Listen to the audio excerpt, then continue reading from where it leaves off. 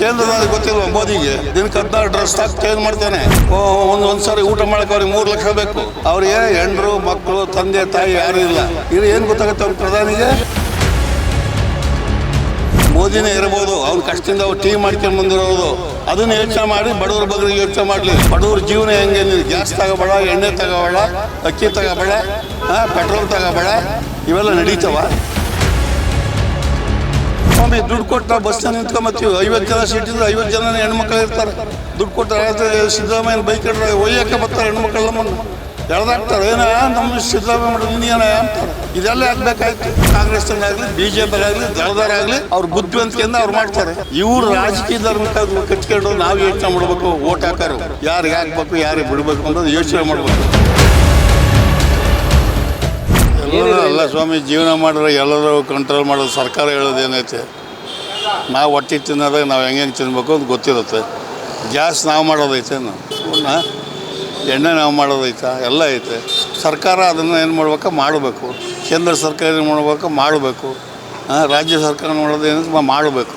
ಅದನ್ನು ಬಿಟ್ಟು ನಾವು ಎಣ್ಣೆ ನೀರು ತಿನ್ನಬೇಡ್ರಿ, ಅಕ್ಕಿ ತಿನ್ನಬೇಡ್ರಿ, ಅದು ತಿನ್ನಬೇಡ್ರಿ ಅಂತಂದ್ರೆ ಏನು ಅರ್ಥ ಇದು? ಅವ್ರು ಹೇಳ್ತಾ ಇರೋದು ಯುದ್ಧ ಎಲ್ಲ ಆಗ್ತಾ ಐತೆ ಅಂದ್ರೆ ಎಲ್ಲ ಗುರುಗಳೇ. ನೀವು ಯುದ್ಧ ಅದು ನಿಮಗೆ ಸರ್ಕಾರಕ್ಕೆ ಬಿಟ್ಟಿದ್ದದು. ಅದನ್ನೆಲ್ಲ ಅದೆಲ್ಲ ಮಾಡ್ಕೊಂಡು ಕೇಂದ್ರ ಸರ್ಕಾರ ರೆಡಿ ಮಾಡಿ ಅದೆಲ್ಲ ಮಾಡಿ ತೀರ್ಮಾನ ಮಾಡಬೇಕು. ನಮ್ಮಂಥ ರೈತರ ಮಕ್ಕಳಿಗೆಲ್ಲ ಕೇಳಿದ್ರೆ ನಾವು ಏನು ಹೇಳೋಣ? ಅಲ್ಲ ಗುರುಗಳೇ, ಎಲ್ಲ ಏನು ಹೇಳ್ಬೇಕು? ಮದುವೆ ಮಾಡಬೇಕು ಅಂದರೆ ಸ್ವಲ್ಪ ಆದರೂ ಚಿನ್ನ ಬೇಕು, ಅಡುಗೆ ಮಾಡಬೇಕು, ಎಣ್ಣೆ ಬೇಕು, ಗ್ಯಾಸ್ ಬೇಕು. ಇವೆಲ್ಲ ಬೇಡ, ಯಾತು ಬೇಡ, ಹೆಂಗೆ ಬೇಡ, ಎಲ್ಲ ಕಮ್ಮಿ ಮಾಡಿ ಹೆಂಗಾಗುತ್ತೆ ಇದು? ಅದು ಸರ್ಕಾರ ಯೋಚನೆ ಮಾಡಿ ಇದನ್ನೆಲ್ಲ ಮಾತಾಡಬೇಕು. ಯಾವ ಕೇಂದ್ರ ಸರ್ಕಾರ ಆಗಲಿ, ರಾಜ್ಯ ಸರ್ಕಾರ, ಕಾಂಗ್ರೆಸ್ ಇರಲಿ, BJP ಇರಲಿ, ಯಾವುದೋ ಇರಲಿ, ಪ್ರತಿಯೊಬ್ಬರಿಗೂ ಒಂದು ಒಳ್ಳೆಯ ಕೆಲಸ ಮಾಡೋಕ್ಕೆ ಅದು ಸರ್ಕಾರಕ್ಕೆ ಐತದು. ಇದು ಅಲ್ಲಲ್ಲ, ಇನ್ನೊಂದು ಎಲ್ಲದೂ ಫ್ರೀ ಮಾಡಿ ಇದು ಯಾಕೆ ಬೇಕಿದು? ಎಲ್ಲರೂ ಫ್ರೀ, ಯಾವುದಕ್ಕೂ ಫ್ರೀ, ಅದು ಫ್ರೀ, ಇದು ಫ್ರೀ, 200 ಕರೆಂಟ್ ಫ್ರೀ, ಅಂಥದ್ದು ಫ್ರೀ, ಇಂಥದ್ದು ಫ್ರೀ ಅಂತ ಯಾಕೆ ಮಾಡಬೇಕು? ರಾಜ್ಯ ಸರ್ಕಾರ ಅಲ್ಲಲ್ಲ, ಇದನ್ನು ಎಣ್ಣೆ ತಿನ್ನಬೇಡ, ಗ್ಯಾಸ್ ತಿನ್ನಬೇಡ, ಪೆಟ್ರೋಲ್ ಹಾಕ್ಸ್ಬೇಡ, ಮತ್ತು ಮನುಷ್ಯನ ಹೆಂಗೆ ಓಡಾಡ್ತಾನೆ? ರಾಜ್ಯದವರು 2,000 ದುಡ್ಡು ಕೊಡ್ತಾರೆ ತಗೊಳ್ಳಿ ಅಂತ, ಕೇಂದ್ರದವರು ತಗೋಬೇಡಿ ಅಂತ ಹೇಳ್ತಾರೆ. ಅಲ್ಲ, ರಾಜ್ಯದವ್ರು 2,000 ಕೊಡ್ತಾರೆ, ಕೇಂದ್ರ ತಗೋಬೇಡ್ರಿ ಅಂತಾರೆ. ಕೇಂದ್ರದಲ್ಲಿ ಗೊತ್ತಿಲ್ವ ಮೋದಿಗೆ ದಿನಕ್ಕೆ 16 ಡ್ರೆಸ್ ಚೇಂಜ್ ಮಾಡ್ತಾನೆ. ಒಂದ್ಸರಿ ಊಟ ಮಾಡಕ್ಕೆ ಅವ್ರಿಗೆ 3 ಲಕ್ಷ ಬೇಕು. ದಿನಕ್ಕೆ 3 ಸಾರಿ 4 ಸಾರಿ ಡ್ರೆಸ್ ಚೇಂಜ್ ಮಾಡ್ತಾನೆ. ಅದು ಗೊತ್ತಾಗಲ್ವಾ ಸ್ವಾಮಿ? ಅವ್ರಿಗೆ ಹೆಂಡ್ರು ಮಕ್ಕಳು ತಂದೆ ತಾಯಿ ಯಾರೂ ಇಲ್ಲ. ಇದು ಏನು ಗೊತ್ತಾಗುತ್ತೆ ಅವ್ನ ಪ್ರಧಾನಿಗೆ? ಮೋದಿನೇ ಇರಬಹುದು, ಅವ್ನ ಕಷ್ಟದಿಂದ ಅವ್ರು ಟೀ ಮಾಡ್ಕೊಂಡು ಬಂದಿರೋದು. ಅದನ್ನು ಯೋಚನೆ ಮಾಡಿ ಬಡವ್ರ ಬಗ್ಗೆ ಯೋಚನೆ ಮಾಡಲಿ.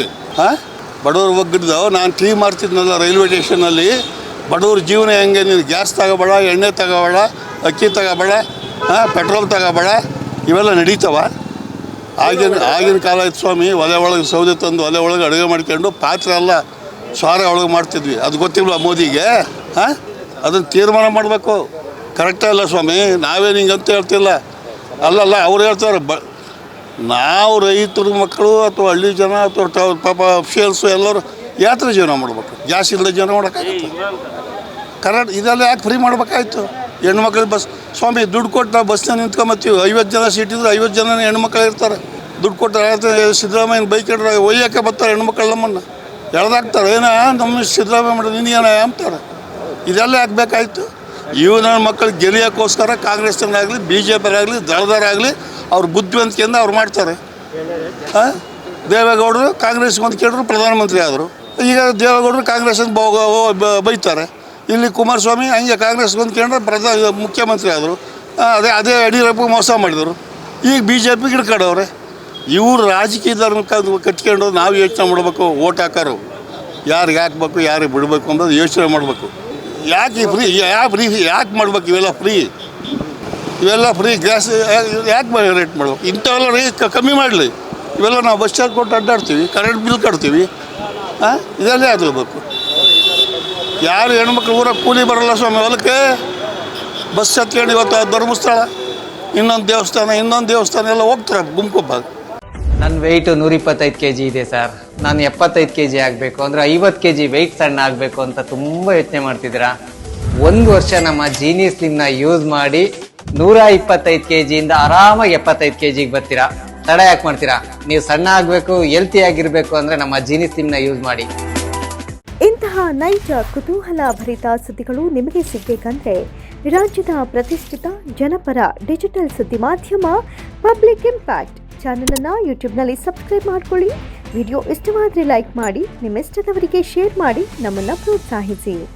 ಹಾಗೆಯೇ ಫೇಸ್ಬುಕ್ನಲ್ಲಿ ಪಬ್ಲಿಕ್ ಇಂಪ್ಯಾಕ್ಟ್ ಫಾಲೋ ಮಾಡೋದನ್ನು, ಇನ್ಸ್ಟಾದಲ್ಲಿ ಜೊತೆಯಾಗೋದನ್ನು ಮಿಸ್ ಮಾಡಬೇಡಿ. ಜಾಹೀರಾತು ಹಾಗೂ ಬಿಸ್ನೆಸ್ ಪ್ರಮೋಷನ್ಗಾಗಿ ಸಂಪರ್ಕಿಸಿ 9606037450 ಅಥವಾ 9353224116. ಇದು ಪಬ್ಲಿಕ್ ಇಂಪ್ಯಾಕ್ಟ್, ಜನಶಕ್ತಿಯೇ ನಿರ್ಣಾಯಕ.